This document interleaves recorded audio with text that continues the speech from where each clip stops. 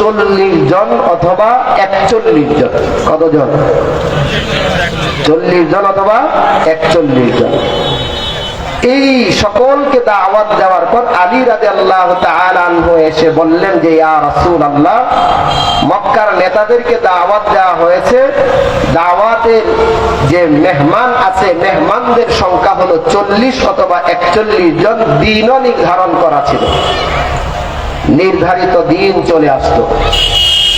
আল্লাহর নবী সাল্লাল্লাহু আলাইহি ওয়াসাল্লাম আলী রাদিয়াল্লাহু তাআলা আনহুকে ডাকলেন, আলী, মেহমান তো দাওয়াত দিয়েছো 40 জন অথবা 41 জনকে, এবার তোমার দায়িত্ব হচ্ছে মক্কার বাজারে চলে যাও।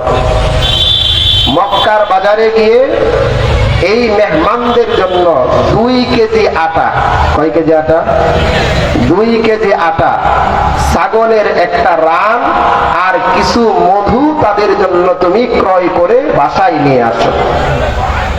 মেহমান কতজন? 41 জন। আর বাজার কি? 2 কেজি আটা, ছাগলের একটা রান আর কিছু মধু। আলী রাদিয়াল্লাহু তাআলা আনহুকে যখন এই কথা বললেন, আলী রাদিয়াল্লাহু তাআলা ভিতরে ভিতরে পেরেশান হয়ে গেলেন যে মক্কার মানুষরা তো প্রচুর পরিমাণ, আরবে যারা আছে এদেরকে দেখবেন প্রচুর পরিমাণ খেতে পারে। নফহাতুল ইয়ামান নামক কিতাবের মধ্যে এসেছে যারা 2-3 জনে মিলে হাতি খেয়ে ফেলে, এত পরিমাণ খেতে পারে। আলী রাদিয়াল্লাহু তাআলা এই চিন্তা করতে করতে আল্লাহর নবীজির নির্দেশ মানার লক্ষ্যে বাজারে গেলেন। বাজারে গিয়ে বাজার করতেছেন আর চিন্তা করতেছেন যে এতগুলো মানুষের জন্য মাত্র 2 কেজি আটা, ছাগলের একটা রান, কিছু মধু, এদেরকে কিভাবে করে মেহমানদারি করা হবে। এই চিন্তা করতে করতে আলী রাদিয়াল্লাহু তাআলা আনহু জেহেনের মধ্যে, মস্তিষ্কের মধ্যে সূরাতুত তালাকের 3 নম্বর আয়াতে কারিমা ভেসে উঠল। আলী রাদিয়াল্লাহু তাআলা আনহু চিন্তা করতে লাগলেন, وَمَن يَتَوَكَّلْ عَلَى اللَّهِ فَهُوَ حَسْبُهُ। যেই ব্যক্তি আল্লাহর উপর তাওয়াক্কুল করে, আল্লাহর উপর ভরসা রাখে, আল্লাহই তার জন্য যথেষ্ট হয়ে যায়। সুবহানাল্লাহ। এই চিন্তা করে আলী রাদিয়াল্লাহু তাআলা বাজার করে এবার বাড়িতে নিয়ে আসলেন। আল্লাহর নবীজি পাকানোর দায়িত্ব দিলেন। পাক হয়ে গেল, মেহমানরা উপস্থিত, দস্তরখান বিছানো হলো। আলী রাদিয়াল্লাহু তাআলা আনহুকে আল্লাহর নবীজি সাল্লাল্লাহু আলাইহি ওয়াসাল্লাম ডাক দিলেন, আলী শোনো, মেহমানরা তো উপস্থিত হয়েছে, তোমার দায়িত্ব আর কর্তব্য হলো এই মেহমানদের যাবতীয় সমস্ত মেহমানদারি তুমি করবা। আর মেহমানদারি করার পূর্বে মেহমানরা যেহেতু এসেছে, মেহমানদেরকে অভিবাদন জানানোর লক্ষ্যে, তাদেরকে স্বাগতম জানানোর লক্ষ্যে সর্বপ্রথম তাদের সামনে গিয়ে তুমি একটা ভাষণ দিবা। কি ভাষণ? আল্লাহর নবীজি সেই ভাষণটাও তাকে বলে দিয়েছে। সুবহানাল্লাহ, বলেন সুবহানাল্লাহ।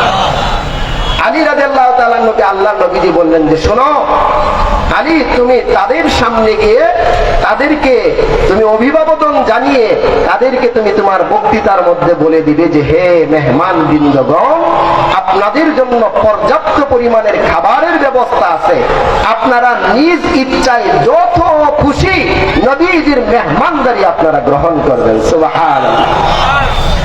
এবার আলী রাদিয়াল্লাহু তাআলা আনহু ভিতরে তো চিন্তা আছে, টেনশন তো একটা আছে। আলী রাদিয়াল্লাহু তাআলা আনহু এবার মেহমানদের সামনে গিয়ে উপস্থিত হলেন। উপস্থিত হয়ে মেহমানদেরকে বলতেছেন, আইয়ুহাজ যুয়ুফুনাল কিরাম, এই নবীর মেহমান বৃন্দগণ, কান খুলে শুনে রাখো, তোমাদের জন্য পর্যাপ্ত পরিমাণের খাবারের ব্যবস্থা করা হয়েছে। তোমরা সকলেই নিজের পেট ভর্তি করে নিজের ইচ্ছা মতো যত খুশি খাবার তোমরা গ্রহণ করবে। খাবার গ্রহণ করার পর তোমাদেরকে অভার আপ্যায়ন করার জন্য মধুর ব্যবস্থা আছে। মধু পান করার পর তোমাদের সামনে মুহাম্মাদুর রাসূলুল্লাহ কিছু কথা বলবে। এই বক্তৃতা দিয়ে আলী রাদিয়াল্লাহু তাআলা চলে আসলেন। আল্লাহর নবীজি ডাক দিয়ে বলতেছেন, আলী শোনো,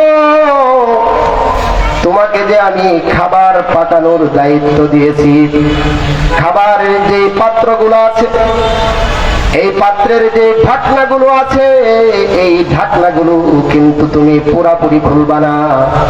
খোলার সময় অল্প পরিমাণ খুলবে, আর বিসমিল্লাহির রহমানির রহিম বলে ঢাকনাগুলো খুলবে। সুবহানাল্লাহ। আলী রাদিয়াল্লাহু তাআলা বিসমিল্লাহ বলে ঢাকনা খুলেছে।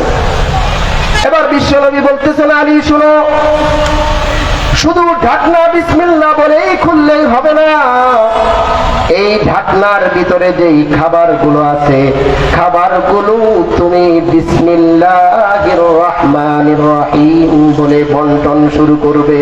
সুবহানাল্লাহ। বরকত দেওয়ার মালিক কে? চিৎকার করে বলুন, বরকত দেওয়ার মালিক কে? আল্লাহ। আলী রাদিয়াল্লাহু তাআলা আনহু এবার বন্টন করা শুরু করে দিয়েছেন। মেহমানরা নিজের ইচ্ছা মতো পেট পূর্তি করে খাচ্ছেন। সকল মেহমানদের মেহমানদারি শেষ হয়ে যাওয়ার পর আলী রাদিয়াল্লাহু তাআলা আনহু এবার তাদের সামনে মধু পরিবেশন করলেন। সকলে মধু তৃপ্তি সহকারে খেলেন। মধু খাওয়ানোর পর আলী রাদিয়াল্লাহু তাআলা আনহু আবার পাত্রের কাছে চলে আসলেন। পাত্রের কাছে চলে এসে আলী রাদিয়াল্লাহু তাআলা আনহু চিন্তা করতে লাগলেন, মাত্র 2 কেজি আটা, ছাগলের একটি রান আর কিছু মধু দিয়া 41 জনকে মেহমানদারি করাইলাম। এবার দেখি তো পাত্রের মধ্যে কি পরিমাণ খাবার বাকি আছে। এই চিন্তা করে আলী রাদিয়াল্লাহু তাআলা আনহু পাত্রের যে ঢাকনাটা ছিল পুরাটা সরিয়ে দিলেন। পুরাটা সরিয়ে আলী রাদিয়াল্লাহু তাআলা আনহু কিং কর্তব্য বিমূঢ় হয়ে আশ্চর্য হয়ে গেলেন। আলী রাদিয়াল্লাহু তাআলা আনহু দেখতেছেন 41 জনকে মেহমানদারি করানোর পরেও পাত্রের মধ্যে প্রথমে যেই পরিমাণ খাবার ছিল, তাদেরকে মেহমানদারি করানোর পরেও সেই পরিমাণ খাবার এখনো পাত্রের মধ্যে অবশিষ্ট আছে। বরকত কে দেন? আল্লাহ বরকত দেন। মেহমানদারি শেষ হয়ে যাওয়ার পর এবার বিশ্ব নবী মুহাম্মদুর রাসূলুল্লাহ সাল্লাল্লাহু আলাইহি ওয়াসাল্লাম এবার মেহমানদের সামনে উপস্থিত হলেন। মেহমানদের সামনে উপস্থিত হয়ে মেহমানদেরকে সালাম দিলেন। সালাম দেওয়ার পর যেমনি মুহাম্মদুর রাসূলুল্লাহ তাদের সামনে দাওয়াতের মেহনত তুলে ধরবেন, কালিমার দাওয়াত যখন দিবেন, তখন আবু লাহাব নামক একজন কাফের নাম শুনেছেন আপনারা? শুনেছেন? আবু লাহাব দাঁড়িয়ে গেল। আবু লাহাব দাঁড়িয়ে বলতেছে, ও মুহাম্মদ, ও ভাতিজা, আনতা সাহিরুন কাবীর, ও ভাতিজা তুমি তো দেখি অনেক বড় জাদুঘর। নাউজুবিল্লাহ পড়ে, নাউজুবিল্লাহ। মাত্র 2 কেজি আটা, ছাগলের একটা রান, কিছু মধু দিয়া আমাদের 41 জনকে মেহমানদারি করাইলা। ও ভাতিজা, এত বড় জাদু তোমাকে কে শিখাইলো? মুহাম্মদুর রাসূলুল্লাহ আর দাওয়াত সেখানে দিতে পারলেন না। মজলিস ভেঙে গেল।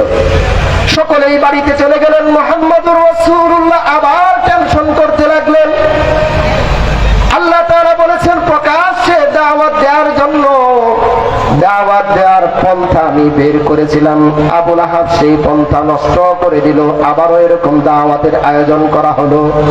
আবার এরকম 41 জন একত্রিত, আবার ওই আগের মতোই 2 কেজি আটা, ছাগলের একটা রান, কিছু মধু ব্যবস্থা করা হলো। এই মেহমানদারি শেষ হওয়ার পরে আলী রাদিয়াল্লাহু তাআলা আনহুকে ওই বক্তৃতা দিতে বললেন। আল্লাহর নবী যে আবারও দাওয়াতের মেহনত তাদের সামনে তুলে ধরতে গেলেন। আবারও তখন সেই আবু লাহাব আবারও দাঁড়ায় গেলে, ভাতিজা, এত বড় জাদুঘর, এত বড় জাদু তুমি কোত্থেকে শিখেছো? সকলে পড়ে নাউজুবিল্লাহ, নাউজুবিল্লাহ। আর দাওয়াত দেওয়ার সুযোগ হলো না। আবারও মজলিস ভেঙে গেল। আল্লাহর নবীজি চিন্তা করতে লাগলেন, আল্লাহ তাআলা বলেছেন এদেরকে প্রকাশ্যে দাওয়াত দেওয়ার জন্য কিভাবে করে প্রকাশ্যে দাওয়াত দেওয়া যায়। এবার আল্লাহর নবীজি মক্কার পাশেই সফা পাহাড়ের উপর আল্লাহর নবীজি উঠে গেলেন। উঠে গিয়ে আল্লাহর নবীজির একটা রুমাল সফা পাহাড়ের উপর দাঁড়িয়ে ঘুরাইতে শুরু করলেন। আল্লাহর নবীজি ঘুরাইতেছেন আর চিৎকার করে বলতেছেন, ইয়া সাবাহাহু ইয়া সাবাহাহু ইয়া বনু ফিহর ইয়া বনি আব্দুল মুত্তালিব ইয়া বনি আব্দ মানাফ। এভাবে বিভিন্ন গোত্রের নাম ধরে আল্লাহর নবীজি চিৎকার করে ডাকতেছেন। উঁচু আওয়াজ থেকে যখন আল্লাহর নবীজি চিৎকার করে ডাকতেছেন, এই আওয়াজ মানুষের কানে চলে যায়। মানুষগুলো দূর দূরান্ত থেকে দৌড়াইতে দৌড়াইতে আসে, কারণ কণ্ঠটা তো বড় মায়াবী কণ্ঠটা অনেক পরিচিত আর মহাব্বতের মনে হয়। এবার যখন সফা পাহাড়ের নিচে মানুষগুলা একত্রিত হয়ে গেল, একত্রিত হয়ে পাহাড়ের চূড়ার দিকে তাকিয়ে দেখলো, লোকটা তো দেখা যায় পরিচিত। এক পর্যায়ে তারা চিনে ফেললেন, এই লোকটা তো আর কেউ না, তিনি তো হলেন মুহাম্মাদুর রাসূলুল্লাহ সাল্লাল্লাহু আলাইহি ওয়াসাল্লাম। সকলেই আবার বলতে শুরু করলো, ইয়া মুহাম্মদ লিমা দাউতা, ও মুহাম্মদ কেন আমাদেরকে ডেকেছো? আল্লাহর নবীজি বলেন, শুনো, তোমাদেরকে আমি কেন ডেকেছি এটা বলার পূর্বে তোমাদের কাছ থেকে একটা জিনিস আমি জানতে চাই। তারা বলে, কি জানতে চাও? আল্লাহর নবীজি বলেন, শুনো, আমি তোমাদের মাঝে দীর্ঘ 43 বৎসর অতিক্রম করেছি। আমার শৈশব থেকে বাল্যকাল থেকে আমি যুবক বয়সে উপনীত হয়েছি। তোমাদের মাঝেই তো আমার জিন্দেগির 43টা বৎসর কেটেছে। আমি তোমাদের কাছে জানতে চাই, বলো তো দেখি, আমি লোকটা মুহাম্মদ বাস্তব অর্থে আমি লোকটা কেমন? আমি কেমন? আমাকে তোমরা কেমন পেয়েছো? এই সার্টিফিকেট আগে তোমরা দাও। আল্লাহর নবীজি যখন এই কথা বললেন, এই কথা বলার সাথে সাথে সমস্ত কাফেররা এক বাক্যে বলতে শুরু করলো। বুখারীর বর্ণনায় এসেছে, সমস্ত কাফেররা মুহাম্মাদুর রাসূলুল্লাহকে বলতে শুরু করলো, ও মুহাম্মদ, মা জাররাবনা আলাইকা ইল্লা সিদকা। আল্লাহু আকবার বলেন, আল্লাহু আকবার। সকল কাফেররা বলতে শুরু করলো, ও মুহাম্মদ, তোমার 43 বৎসরের জিন্দেগি আমরা দেখেছি। তোমার মতো সত্যবাদী, তোমার মতো আমানতদার, তোমার মতো বন্ধু, তোমার মতো আমানতদার আমরা আমাদের জিন্দেগিতেও কখনো দেখি না। তুমি তো বড় সত্যবাদী। আল্লাহর নবীজি বললেন, এটা তোমাদের মুখের ভাষা? বলে, হ্যাঁ, দিল থেকেই বলতেছি। এবার মুহাম্মাদুর রাসূলুল্লাহ বলেন যে, শোনো, আমি তোমাদেরকে বললাম আমি কেমন মানুষ, তোমরা বললে আমি কখনো মিথ্যা বলি না। এখন যদি একটা সংবাদ আমি তোমাদেরকে দেই, তোমরা সেই সংবাদটি বিশ্বাস করবে কিনা? সকল কাফেররা একসঙ্গে বলল, হ্যাঁ, বিশ্বাস করব।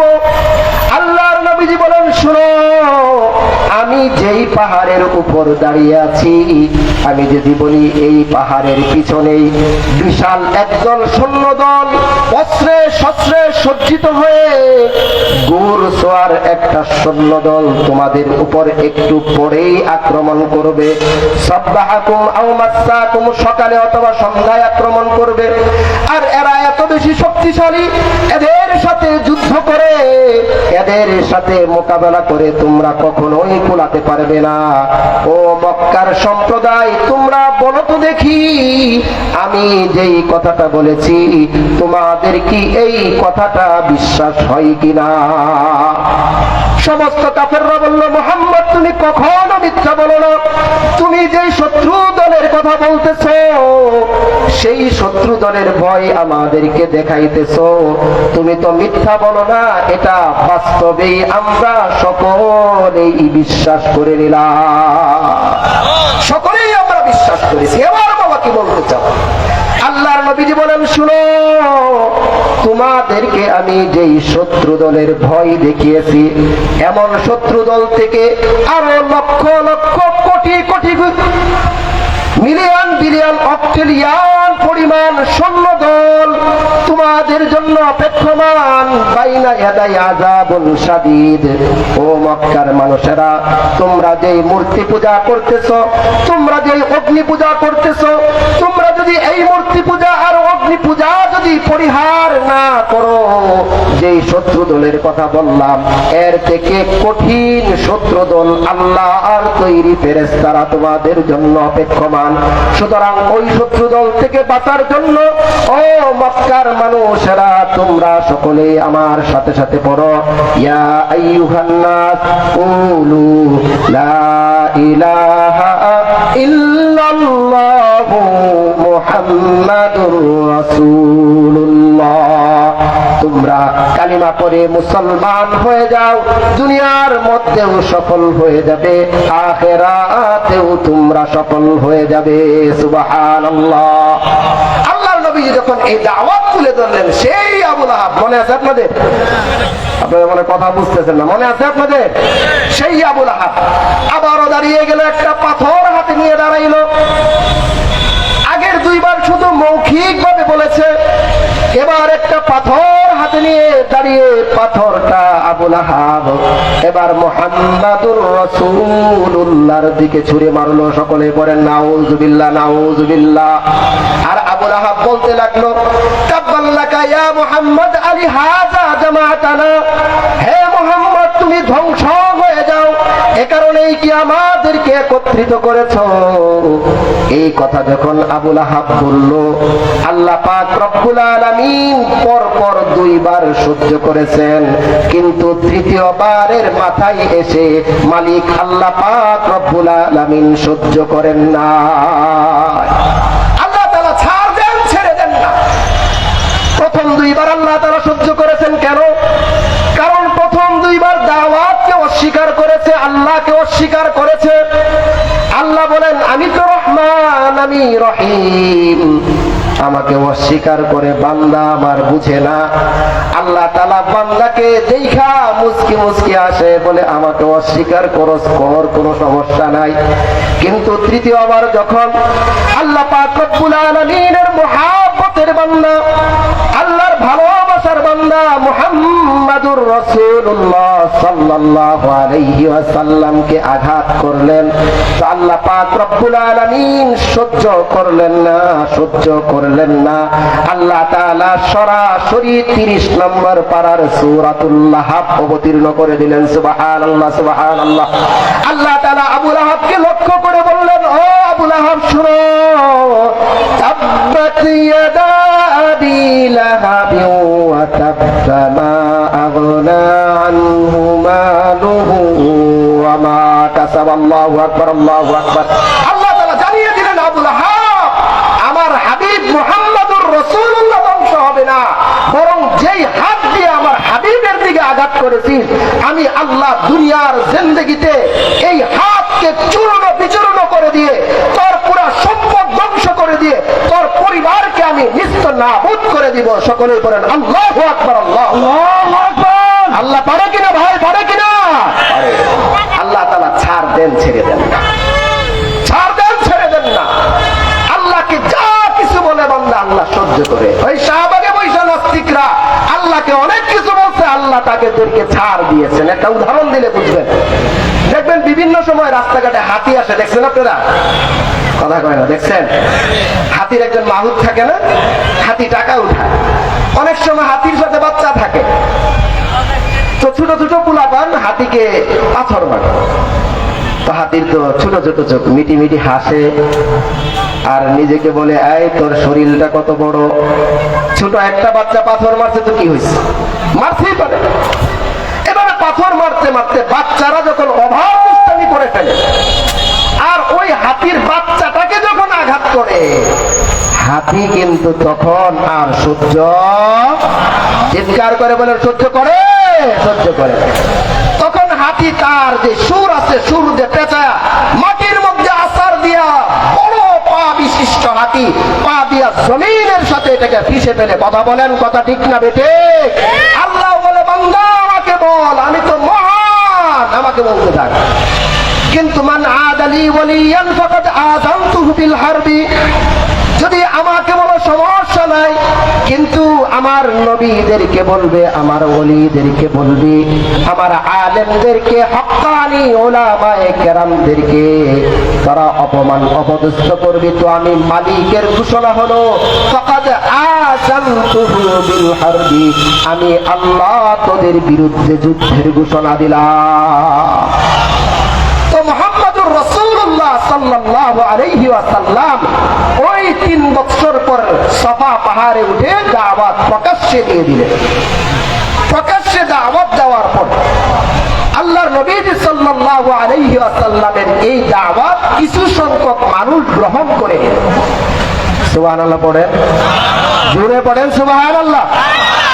কিছু সংখ্যক মানুষ দাওয়াত কবুল করে নিল।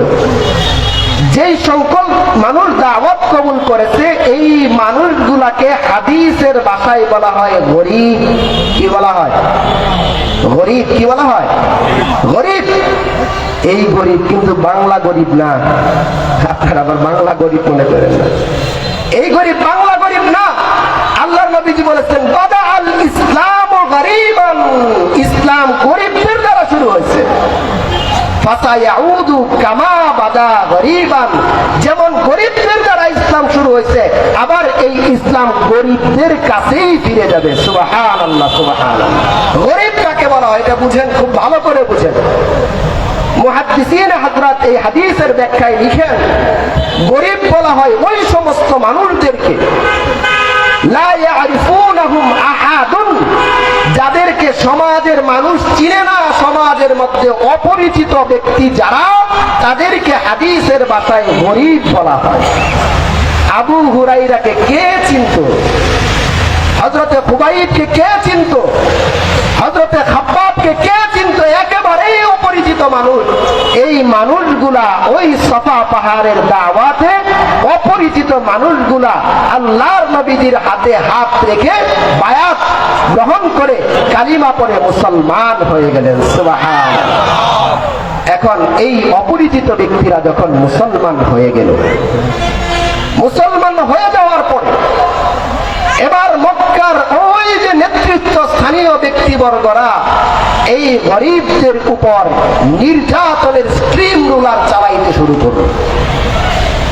দিনের পর দিন, সময়ের পর সময়, বৎসরের পর বৎসর এদের উপর নির্যাতন চলতেছিল।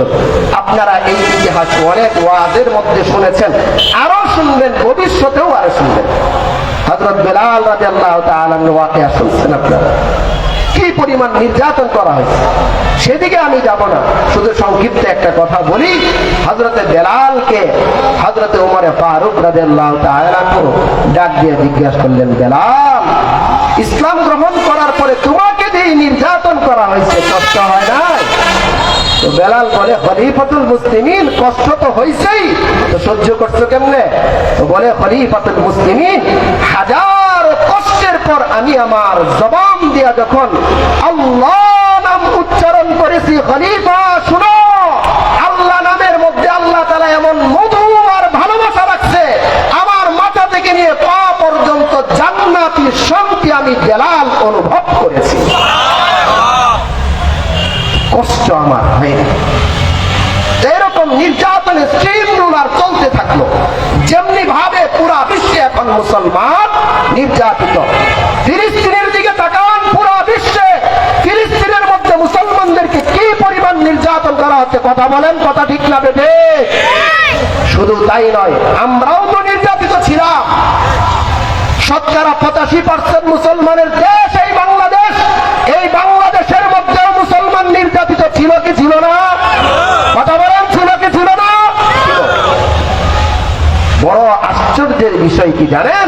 এটা আল্লাহর নবীজি আজ থেকে 1400 বছর পূর্বেই বলে গিয়েছেন, বুখারীর বর্ণনায় এসেছে। আল্লাহ নবী সাল্লাল্লাহু আলাইহি ওয়াসাল্লাম বলেন, ইন্নাকুম গুসাকুন কাগুসাকিস সাইদ। আল্লাহর নবীজি বলেন, শুনো, স্রোতবাহী পানির মধ্যে যেমনি ভাবে খড়কুটা ভেসে যায়। বন বুঝেন আপনারা? বন চিনেন? সব চিনেন? এই স্রোতবাহী পানির মধ্যে এটা যদি ছেড়ে দেন স্থির থাকে না, চলে যায়, ভেসে চলে যায়। আল্লাহর নবীজি বলেন স্রোতবাহী পানির মধ্যে ওই খড়কুটা যেমনি ভাবে ভেসে যায়, ঠিক তেমনি ভাবে তোমরা মুসলমানরাও বিধর্মীদের আক্রমণের সামনে এভাবে করে ভেসে যাবে। সাহাবায়ে কেরাম জিজ্ঞেস করলেন, ইয়া রাসূলুল্লাহ, ইয়া হাবিবাল্লাহ, আমরা বিধর্মীদের দ্বারা এইভাবে নির্যাতিত আর নিপীড়িত হব, তখন কি মুসলমানদের সংখ্যা কম থাকবে? আল্লাহর নবীজি বললেন যে শোনো, না না, তখন মুসলমানদের সংখ্যা কম থাকবে না, কম থাকবে না, বাল কাসরাতুকুম, বরং মুসলমানদের সংখ্যা থাকবে বিশ্বের মধ্যে সবচেয়ে বেশি। এখন আপনারা রিচার্জ করে দেখেন, পুরো বিশ্বে 600 কোটি বেশির মানুষের বসবাস, এর মধ্যে 200 কোটিরও বেশি মুসলমানদের বসবাস। সুবহানাল্লাহ, সুবহানাল্লাহ। কিন্তু এই 200 কোটি মুসলমান মাত্র 1 থেকে 1.5 কোটি ইহুদি নাসারাদের দ্বারা নির্যাতিত আর নিপীড়িত। কথা বলেন, কথা ঠিক না বেঠে? তো সাহাবী জিজ্ঞেস করলেন, ইয়া রাসূলুল্লাহ, ইয়া হাবিবাল্লাহ, মুসলমানদের এত সংখ্যা হওয়ার পরেও মুসলমানরা কেন নির্যাতিত আর নিপীড়িত হবে? আল্লাহর নবীজি বলেন যে শোনো, মুসলমানদের নির্যাতিত আর নিপীড়িত হওয়ার কারণ হচ্ছে ইন্নাকুম গুসাকুন কাগুসাকিস সাইল, তোমরা যে নির্যাতিত হবে এর একমাত্র কারণ হচ্ছে ওয়ালা ইয়াকযিফান্না ফি কুলুবিকুমুল ওয়াহনা, আল্লাহ পাক রব্বুল আলামিন মুসলমানদের অন্তরের মধ্যে ওয়াহান ঢেলে দিবেন। কে ঢেলে দিবেন? ওয়াহান। কি ঢেলে দিবেন? এই শব্দটা বলেন, হাদিসের শব্দ। ওয়াহান কি ঢেলে দিবেন? ওয়াহান ঢেলে দিবেন। সাহাবায়ে কেরাম জিজ্ঞেস করলেন, ইয়া রাসূলুল্লাহ, ইয়া হাবিবাল্লাহ, মাল ওয়াহনু, ওয়াহান কি জিনিস যে জিনিসের কারণে মুসলমানরা নির্যাতিত আর নিপীড়িত হবে? আল্লাহর নবীজি বলেন, ওয়াহান হলো আল্লাহ পাক রব্বুল আলামিন মুসলমানদের অন্তরের মধ্যে হুব্বুদ দুনিয়া ওয়া কারাহিয়াতুল মাউত, মুসলমানদের অন্তরের মধ্যে দুনিয়ার মুহাব্বত আল্লাহ তাআলা ঢুকায়া দিবেন এবং মুসলমানরা আল্লাহর রাস্তায় শহীদ হওয়াকে অপছন্দ করবে। এই দুই রোগে রোগাক্রান্ত মুসলমান আছে কি নাই? কথা বলেন, আছে কি নাই? মুসলমানদের মধ্য থেকে এই দুই রোগ যতদিন পর্যন্ত না যাবে মুসলমানরা কখনোই বিজয়ী হইতে পারবে না। আগে মুসলমানদের এই দুই রূপকে পরিবর্তন করতে হবে। মুসলমানদের অন্তরের মধ্যে দুনিয়ার আশা আকাঙ্ক্ষা ঢুকে যাবে। এই হাদিসের ব্যাখ্যায় দুনিয়ার মুহাব্বত সম্পর্কে মুহাদ্দিসিনে হযরত লিখেন, দুনিয়ার মুহাব্বত 3 প্রকার। কয় প্রকার? 3 প্রকার। 1 নম্বর হুব্বে জান, জানের মুহাব্বত, মরতে কেউ চায় না, মরতে কেউ চায় না। হুব্বে মাল, মালের মুহাব্বত। আরেকটা হলো হুব্বে শাহওয়াত, নারীর প্রতি আকর্ষণ। কোন কোন মুহাদ্দিসিনে হযরত লিখেন পদের প্রতি আকর্ষণ সৃষ্টি হবে, পদ চাবে, পদ, নেতৃত্ব চাবে মুসলমান। নেতৃত্বের জন্য ভাই ভাইকে হত্যা করতে, ভাই বন্ধুকে হত্যা করতে, ভাই চাচাকে হত্যা করতে, সন্তান তার বাবাকে জেলে দিতেও দ্বিধাবোধ করবে না। কথা বলেন, কথা ঠিক না বেঠে? মুসলমানদের অন্তরের মধ্যে দুনিয়ার মুহাব্বত ঢুকে গেছে আর মৃত্যুকে মুসলমান অপছন্দ করে। কিন্তু বাস্তব কথা হলো, মুসলমানরা যদি মৃত্যুকে পছন্দ করে আর মুসলমানদের সংখ্যা যদি খুব কমও হয়, ওই মুসলমানদের সামনে বিশ্বের সুপার পাওয়ার দাঁড়িয়ে কথা বলার মতো কোনো শক্তি থাকবে না। কথা বলেন, কথা ঠিক না বেঠে? হযরত খালিদ বিন ওয়ালিদ রাদিয়াল্লাহু তাআলা আনহুর জামানায় উনি রোম সম্রাটের কাছে পত্র পাঠাইলেন। তখনকার সময়ে রোম সম্রাট হচ্ছে পুরা বিশ্বের সুপার পাওয়ার। এখন যেমন আমেরিকা সবচেয়ে শক্তিশালী, তখন রোম হচ্ছে সবচেয়ে শক্তিশালী। রোমের যে বাদশার কাছে খালিদ বিন ওয়ালিদ রাদিয়াল্লাহু তাআলা পত্র পাঠাইলেন, লম্বা চিঠি। এই চিঠির মধ্যে হযরত খালিদ বিন ওয়ালিদ রাদিয়াল্লাহু তাআলা যে কথাটা লিখলেন, চুম্বক অংশটা যেটা, সেটা হলো খালিদ বিন ওয়ালিদ রাদিয়াল্লাহু তাআলা বললেন, লিখলেন যে হে রোমের বাদশা শুনো, এই জমিন আল্লাহর। এই জমিন কার? চিৎকার করে বলেন, এই জমিনের মালিক কে? আল্লাহ। এই জমিন আল্লাহর। ওই রোমের যে বাদশা, কান খুলে শুনে রাখো, এই জমিনের মধ্যে যদি বসবাস করতে চাও, আল্লাহর বিধান মেনে ইসলাম গ্রহণ করে তারপরে এই জমিনের মধ্যে বিধান, এই জমিনের মধ্যে বসবাস করতে হবে। আল্লাহু আকবার, আল্লাহু আকবার। আর যদি তোমরা এটাকে অস্বীকার করো, তোমরা যদি তোমাদের ধর্ম পালন করতে চাও, সেটার অপশন আছে। আল্লাহর জমিনের মধ্যে বসবাস করতে হলে ট্যাক্স দিয়ে, ফিদিয়া দিয়ে তারপর বসবাস করতে হবে। আল্লাহু আকবার বলেন, আল্লাহু আকবার। এই পত্র দিলেন। আর যদি এই দুই প্রস্তাবের দুটো প্রস্তাবকে তোমরা অস্বীকার করো, শোনো তাহলে লাউ বা'সান্না ইলাইকুম বিরিজালিন লাউ বা'সান্না ইলাইকুম বিরিজালিন ইউহিব্বুনাল মাউতা কামা তুহিব্বুনা আনতুমুল হায়াত। তোমরা যদি আল্লাহর জমিনে ইসলাম গ্রহণ করে বসবাস না করো, অথবা ফিদিয়া যদি না দাও, তাহলে কান খুলে শুনে রাখো, আমি এমন একজন সৈন্যদল নিয়ে এসেছি, এমন একজন সৈন্যদল তোমার বিরুদ্ধে যুদ্ধ করার জন্য পাঠাবো। ইউহিব্বুনাল মাউতা, যেই যুদ্ধের বাহিনীগুলো, যেই মুসলমানগুলো আল্লাহর রাস্তায় মৃত্যুবরণ করাকে নিজের জীবনের থেকেও বেশি ভালোবাসে, তারা আল্লাহর রাস্তায় মৃত্যুবরণ করতে প্রস্তুত। কারণ আল্লাহর রাস্তায় যদি কেউ মৃত্যুবরণ করে, কেউ যদি শাহাদাত বরণ করে, এই বান্দা ইন্তেকালের সাথে সাথে বিনা হিসাবে আল্লাহর তৈরি জান্নাতে প্রবেশ করে। এমন দর্শন আমি নিয়ে এসেছি যারা মৃত্যুকে মহব্বত করে। কামা তুহিব্বুনা আনতুমুল হায়াত, এরা মৃত্যুকে এত পরিমাণ মহব্বত করে ভালোবাসে, যেমনটা তোমরা জীবিত থাকাকে, তোমাদের জীবনকে ভালোবাসো। তোমাদের কাছে তোমাদের জীবন যেমন প্রিয়, এদের কাছে আল্লাহর রাস্তায় জীবন উৎসর্গ করাটা এমন বেশি প্রিয়। সুবহানাল্লাহ, বলেন সুবহানাল্লাহ। এই পত্র পাওয়ার পর মালিকার রোমের বাদশা এই চিঠিটা চীনের বাদশার কাছে পাঠাইলো। চীনের বাদশা এই চিঠি দেখার পর চীনের বাদশার কাছে পাঠিয়ে চীনের বাদশাকে প্রস্তাব দিল, এই বাহিনীর সাথে আমি যুদ্ধ করতে চাই, তোমার যে সৈন্য সামন্ত অস্ত্র শস্ত্র আছে সেগুলো দিয়ে আমাকে সহযোগিতা করো। চীনের বাদশা উল্টা পত্র দেখে চিঠি লিখলো, এই মালিকার রোমের বাদশা, আমি যে পত্র দেখলাম, তাদের যে প্রস্তাব দেখলাম, তোমার জন্য করণীয় আর দায়িত্ব হলো তাদের কাছে হাত রেখে তাদের ধর্ম তুমি গ্রহণ করো, তা না হলে তোমার রাজত্ব চূর্ণ বিচূর্ণ হয়ে যাবে, ধ্বংস হয়ে যাবে সবকিছু। আর শোনো, তোমাকে যদি আমি নিজেও সহযোগিতা করার জন্য অগ্রসর হই, তাহলে তোমার রাজত্বের সাথে সাথে আমার রাজত্ব ধ্বংস হয়ে যাবে। সুতরাং আমার পক্ষে আর সম্ভব না। পরবর্তীতে শুধু এই পত্র দেখে পরবর্তীতে মালিকার রোমের বাদশা মুসলমানদেরকে ফিদিয়া দিয়া আল্লাহর জমিনে বসবাস করছে। সুবহানাল্লাহ, সুবহানাল্লাহ। আজকে আমার আপনার ভিতরে আল্লাহর রাস্তায় জান উৎসর্গ করার তামান্নাই নাই। কথা বলেন, কথা ঠিক না বেঠিক?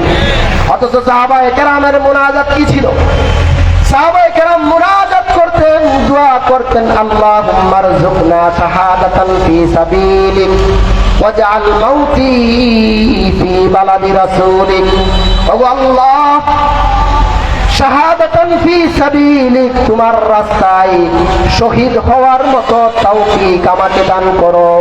ওয়াজআল মাউতি ফি বালাদি রাসূলিক, তোমার রাসূলের শহরে যেন আমার কবর হয়। সুবহানাল্লাহ। সাহাবায়ে কেরামের লম্বা কথা। আমি যেটা বলতেছিলাম, আল্লাহর নবীজি সাল্লাল্লাহু আলাইহি ওয়াসাল্লাম সাফা পাহাড় থেকে দাওয়াত শুরু করলেন, গরিবরা দাওয়াত গ্রহণ করলো, তারা নির্যাতিত হতে শুরু করলো। এভাবে চলতে চলতে 1 2 3 4 5 করে 9 বছর অতিক্রম হলো। কয় বছর? আল্লাহর নবীজির দাওয়াতটা কিভাবে শুরু হয়েছে একের বিস্তারিত আপনাদের সামনে তুলে ধরবো ইনশাআল্লাহ। কয় বছর হলো? 9 বছর। 9 বছর পর আল্লাহর নবী সাল্লাল্লাহু আলাইহি ওয়াসাল্লাম দেখলেন এখানে বিভিন্ন রকমের নির্যাতন জ্বালাতন চলতেছে, এরা ইসলাম গ্রহণ করতেছে না। সুতরাং আল্লাহর নবী চিন্তা করলেন, আমার জীবনের একটা অংশ তায়েফে কেটেছে, তাহলে আমি দাওয়াত দেওয়ার জন্য তায়েফে চলে যাই। আল্লাহর নবীজি নবুয়তের 9 বছর পর তায়েফে চলে গেলেন। তায়েফে গিয়ে তায়েফের নেতৃত্ব স্থানীয় 3 ব্যক্তির সাথে সাক্ষাৎ করলেন। কয় ব্যক্তি? 3 ব্যক্তি। তাদেরকে বিস্তারিত বললেন। বিস্তারিত বলার পরে তাদেরকে কালিমার প্রস্তাব দিলেন, দাওয়াত কবুল করার কথা বললেন। তারা একজন মুহাম্মদুর রাসূলুল্লাহকে বলল, তুচ্ছ তাচ্ছিল্য করে বলল, ও মুহাম্মদ, আল্লাহ কি তোমাকেই নবী বানায়া পাঠাইলো? নাউজুবিল্লাহ পরে নাউজুবিল্লাহ। আরেকজন বলল, ও মুহাম্মদ, আল্লাহ তোমাকে ছাড়া আর কাউকে দেখে নাই নবী বানায়া পাঠানোর জন্য। নাউজুবিল্লাহ পড়েন।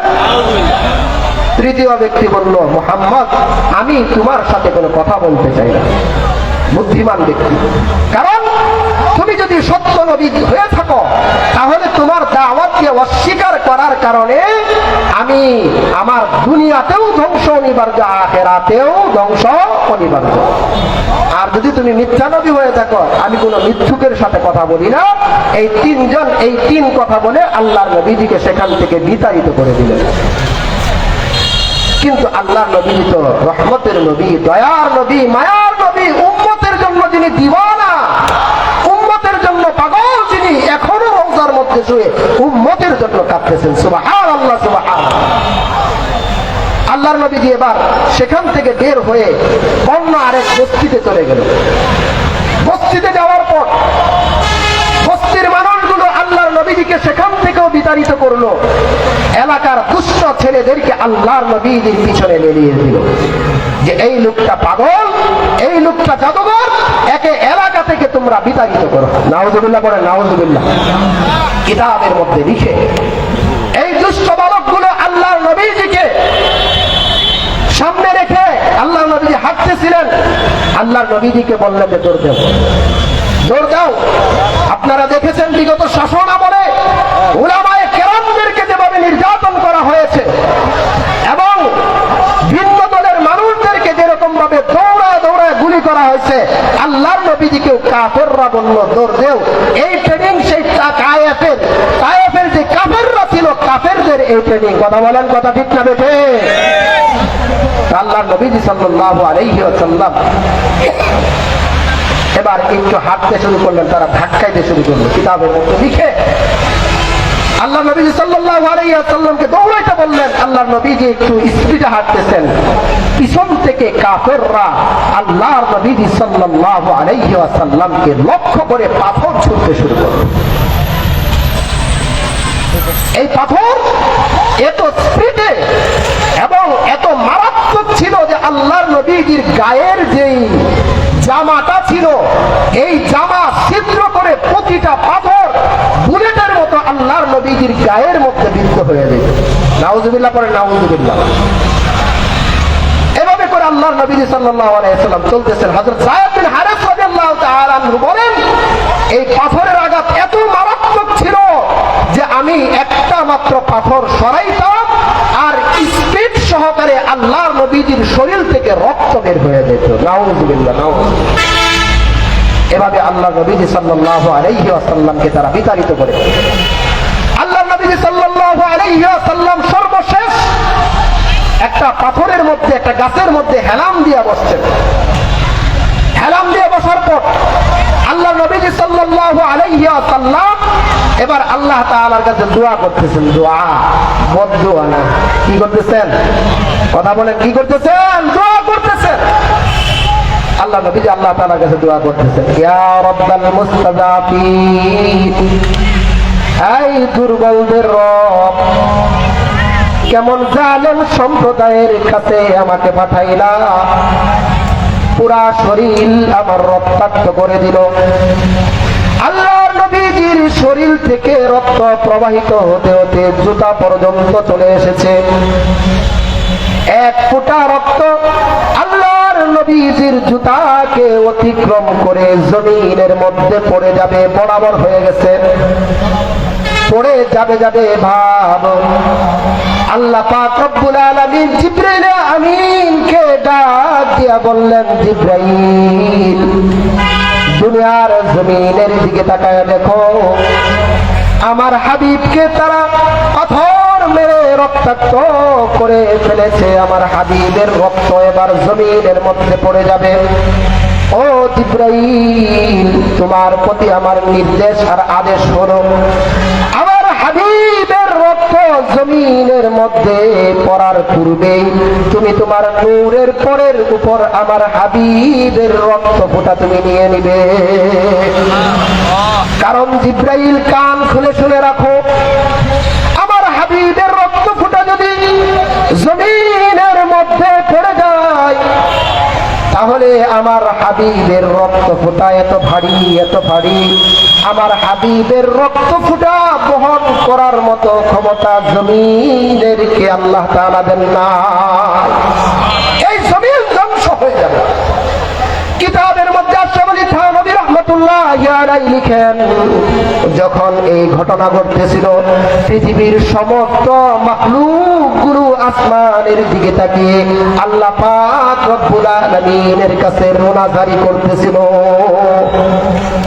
আল্লাহ নবী সাল্লাল্লাহু আলাইহি ওয়াসাল্লামের ওই রক্ত ফোঁটা যেটা জমিনের মধ্যে পড়ে যাবে, জিবরাইলকে নির্দেশ দেওয়ার সঙ্গে সঙ্গে জিবরাইল আমিন 3টা সময় দুনিয়ার জমিনের মধ্যে স্পিড সহকারে এসেছেন।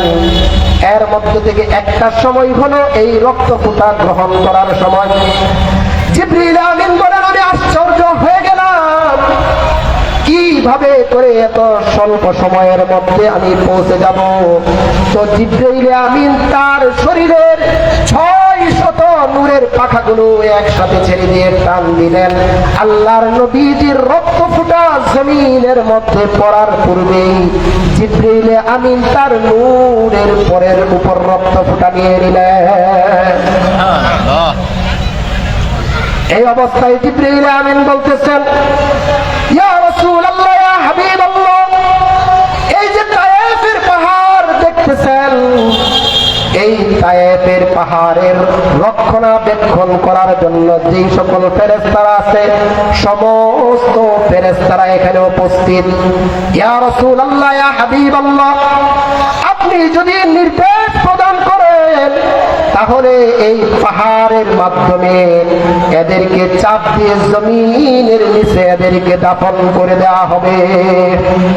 কিন্তু আমার আপনার নবী রাহমাতাল লিল আলামিন, আল্লাহর নবীজি দয়ার সাগর, আল্লাহর নবীজি বলতেছেন, ভাই জিবরাইল, আমি যদি এদেরকে ধ্বংস করে দেওয়ার জন্য বলি, তো যেই মালিক আমাকে দুনিয়াতে পাঠাইছেন ওই মালিকের নামকে উচ্চারণ করবে, আমি এদের জন্য দোয়া করতে পারবো না।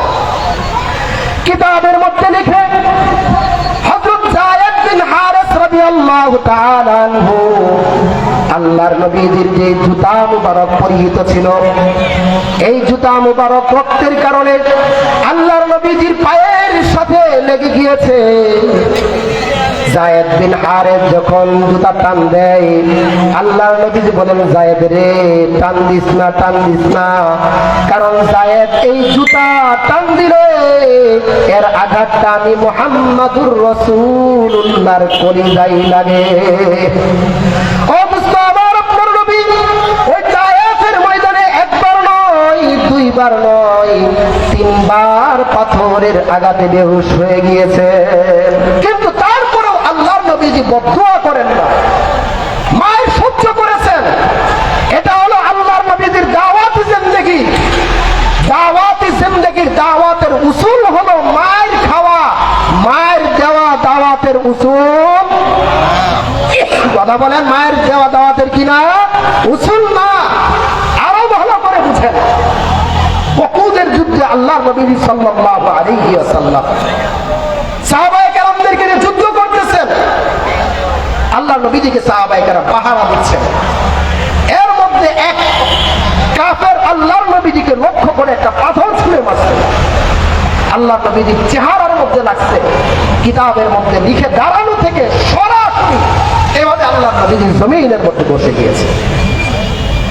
বসে যাওয়ার পরে সাহাবায়ে কেরাম আল্লাহর নবীজিকে চতুর্পাশ দিয়ে ঘিরে ধরেছেন। সাহাবায়ে কেরাম বলেন, আল্লাহর নবীজি সাল্লাল্লাহু আলাইহি ওয়াসাল্লাম যেই স্থানটার মধ্যে বসেছেন, ওই স্থানটার মধ্যে হাত দিয়ে দেখি তুলার থেকেও বেশি নরম হয়ে গেছে। সুবহানাল্লাহ, সুবহানাল্লাহ। আল্লাহর নবীজির আজমতে ওই জায়গাটা নরম হয়ে গেছে। সাহাবায়ে কেরাম বলতেছেন, ইয়া রাসূলুল্লাহ, এখন অন্তত বদদুয়া করেন, এখন তো বদদুয়া করতে পারেন। এই সামনে যাদেরকে দেখতেছেন এরা তো আপনার উম্মত না, এরা আপনার শত্রু, আপনার হত্যাকারী। এখন তো বদদুয়া করতে পারেন, এখন বদদুয়া করেন। আল্লাহ নবী সাল্লাল্লাহু আলাইহি ওয়াসাল্লাম হাত উঠাইলেন। সুবহানাল্লাহ পড়েন, সুবহানাল্লাহ। সাহাবায়ে কেরাম আনন্দে আত্মহারা, হাত উঠাইছে, এদের বিরুদ্ধে বদদুয়া করবে, এরা তো ধ্বংস হয়ে যাবে। আল্লাহর নবীজি হাত উঠায়া আল্লাহর কাছে দোয়া করতেছেন, রব্বি হাবলি উম্মতি, রব্বি হাবলি উম্মতি। আল্লাহ, আমার যে উম্মতরা আমাকে আঘাত করেছে তাদেরকে তুমি মাফ করে দাও। ফাইন্নাহুম লা ইয়ালামুন, তারা আমাকে চিনে না, জানে না, বিদায় আমাকে আঘাত করেছে। মালিক রে, এদেরকে ক্ষমা করে দিয়ে এদের জন্য তুমি হেদায়েতের ব্যবস্থা করে দাও। এটা হলো দাওয়াত তাবলীগের উসুল। মায়ের খাওয়া মায়ের, জোরে বলেন, মায়ের খাওয়া মায়ের দেওয়া না। আপনারা দাওয়াত তাবলীগের উসুলের মধ্যে দেখেছেন, পুরো দাওয়াত তাবলীগের ইতিহাস আপনারা দেখেন। বিভিন্ন মসজিদে গেছে, গাঠি গুসকা মসজিদ থেকে বের করে পানিতে পর্যন্ত ফেলে দিচ্ছে। শুনছেন আপনারা এরকম কারগুজারি? শুনছেন? শুনছেন না? ওইখানে তারা মারামারি করছে না, মাপ চায় এলাকার মানুষের কাছে যে ভাই আসছি না, ভুল হয়ে গেছে, আল্লাহর রাস্তে ক্ষমা করে দেন। তাদের কাছে মাপ চায় চলে আসছে। এই সুন্দর নবীওয়ালা চরিত্র দেখা ওই এলাকার মধ্যে ইসলামের হাওয়া চালু হয়ে গেছে। কথা বলেন, কথা ঠিক না বেটে? এটা নবীওয়ালা দাওয়াতের মেহনতের উসুল। আজকে বর্তমান সমাজের মধ্যে যারা এই দাওয়াত তাবলীগের নাম নিয়ে মানুষদেরকে হত্যা করে উলামায়ে কেরামদের বিরুদ্ধে বিদ্বেষ ছড়ায়, এরা কখনো নবীওয়ালা দাওয়াতের কাজ করতে পারে না, করতে পারে না। কথা বলেন, কথা ঠিক না বেঠে? এদের টার্গেট ইসলামের টার্গেট না, এদের দাওয়াত মুহাম্মদুর রাসূলুল্লাহর দাওয়াত না, এদের দাওয়াত ইসরাইলীদের দাওয়াত। কথা বলেন, কথা ঠিক না বেঠে? মুহাম্মদুর রাসূলুল্লাহ দাওয়াত করে জিন্দেগির মধ্যে আঘাত খেয়েছেন, আঘাত দেন নাই। সংক্ষিপ্ত সময় শেষ। আমি যে আয়াতটা তিলাওয়াত করেছিলাম, উদউ ইলা সাবিলি রাব্বিকা বিল হিকমাতি ওয়াল মাউইজাতিল হাসানা ওয়া জাদিলহুম বিল্লাতি হিয়া আহসান, এই আয়াতের মধ্যে দাওয়াত দেওয়ার 3 পদ্ধতি বর্ণনা করেছেন। কয় পদ্ধতি? 1 নম্বর হিকমত। সময় শর্ট, একেবারে স্বল্প সময় বলছি। হিকমত মানে কুরআন এবং সহিহ হাদিসের ভিত্তিতে দাওয়াত দেওয়া। কুরআন এবং সহিহ হাদিসের ভিত্তিতে দাওয়াত দেওয়া। এই বর্তমানে একটা ফাজাইলে আমল বেরিয়েছে, যেটার মধ্যে তাহকিকাত সহকারে, ওইটা আপনারা সকলে সংগ্রহ করবেন। কুরআন এবং সহিহ হাদিসের ভিত্তিতে কি করা? দাওয়াত দেওয়া। বিল হিকমা, উদউ ইলা সাবিলি রাব্বিকা বিল ওয়াল মাউইজাতিল হাসানা, সুন্দর সুন্দর কথা বলে, সুন্দর সুন্দর কথা বলে। আপনি সুন্দর সুন্দর কথা বলবেন, যাকে বলতেছেন সে আপনাকে অনেক কিছু বলবে যে হুজুরের খায়া কাজ নাই, সকালবেলা হইলেই আসে দাওয়াত দেওয়ার জন্য, বিকাল বেলা হইলেই আসে দাওয়াত দেওয়ার জন্য। আছে কি নাই? অপমান অপদস্থ করে কিনা?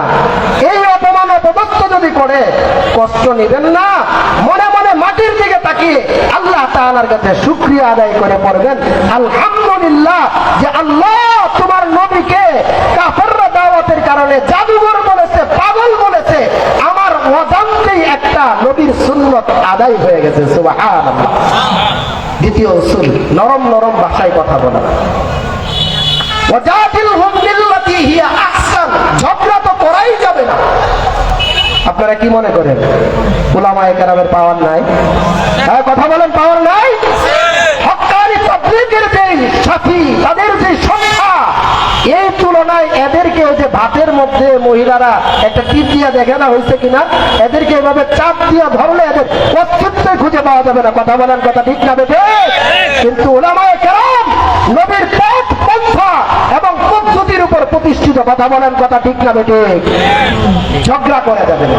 যদি ঝগড়ার প্রয়োজন হয়, আল্লাহ বলেন আহসান, সুন্দর পদ্ধতিতে নমনীয় ভাবে তার কথাটা শুনে সেটার যুক্তিসঙ্গত উত্তর দেওয়া। মনে থাকবে তো ইনশাআল্লাহ?